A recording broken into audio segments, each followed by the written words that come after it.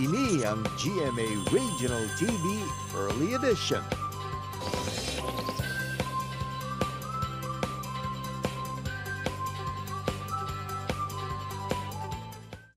Ang Negros Occidental ang sahi sang probinsya nga ang agricultural lands ang ginadominar sang tubo bilang nagapanguna nga produkto. Sa piyak sini, pilit nga ginatinguaan sang provincial government nga mangin bastante ang supply sang bugas para konsumuhon sa mga pumuluyo. Paano bala nila ini ginahimo? Ano nga mga programa ang ila ginapatuman para ini ang masustener? Mga puso, subong aga makaupod nato ng provincial agriculturist sang probinsya sang Negros Occidental, si Attorney Japet Mascolino. Good morning, Attorney. Hello, good morning, Dran. Good morning man sa mga tumalanaw no sang GMA subong aga. Attorney, first question, Rice Awareness Month sa Bugos nga Pungsod. What is the significance of this occasion? Ilibina nga may ginapakatubang kita nga global health pandemic. For us to be aware sa importansya sang bugas, no? Ikaduha nga ang bugas gina-produce sang aton nga mga farmers, kag ikatatlo nga ang aton nga mga farmers subong naga-suffer. Naga-suffer because of low prices of palay, no? Siguro this will be a good opportunity man para malantaw sang aton mga policy makers kung paano naton mapaayo ang kahimtangan sang aton nga mga farmers. Attorney Japet, sa probinsya sa Negros Occidental, ano man nagkailain nga tikang sang aton nga provincial government agud idi ba wadaan sang bugas o kon kanon sa tagsa kalamesa?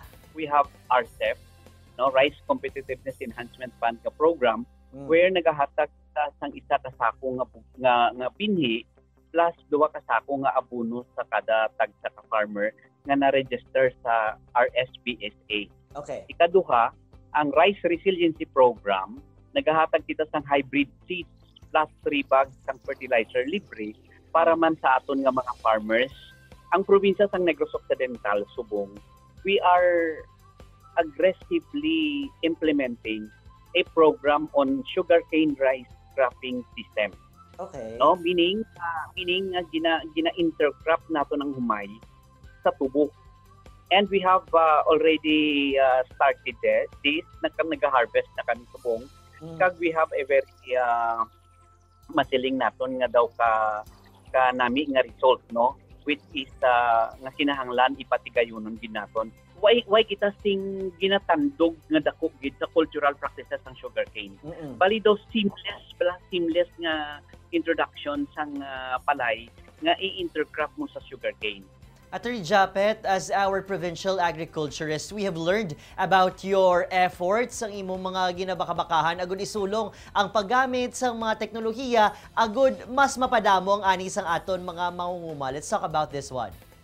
Ang aton nga mga agriculturist diri sa probinsya, no, padayon ang pagtudlo sang maayo nga nutrient management, integrated pest management, use of high quality seeds para sa aton nga mga farmers.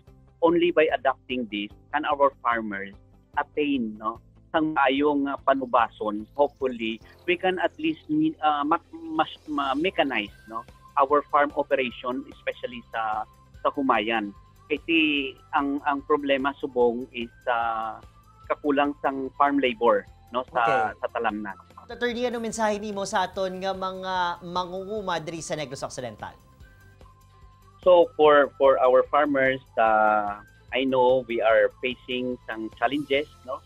Yes. Especially sa palay, no, sa presyo ng palay, no. But then ang aton gobyerno, we have free seeds, free fertilizer nga ginapanghatag nga at least mapahagan-hagan man, no, ang or makabulig man sa aton nga mga nguma, mapanubo-nubo ang ilang production cost, no.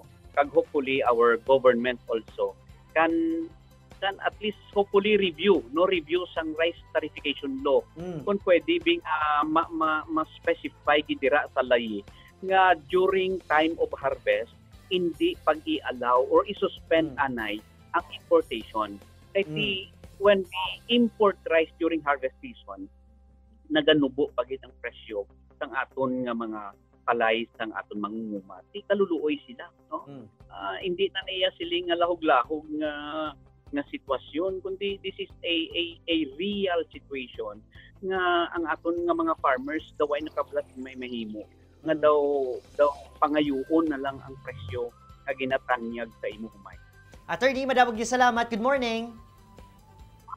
Good morning and thank you very much. Good morning sa tanan nga tumalanaw sang GMA. Ara, mga kapuso, hindi mahapos magpanguma. Amo gani nga para ining mga kapuso tang rice farmers ang magpadayon sa ila pagsakripisyo sa sini nga panangbuhian. Dapat mga kapuso ipabatsyag ta sa ila nga wala sila nag-isihanon sa pag-atubang sang mga kabudlayan.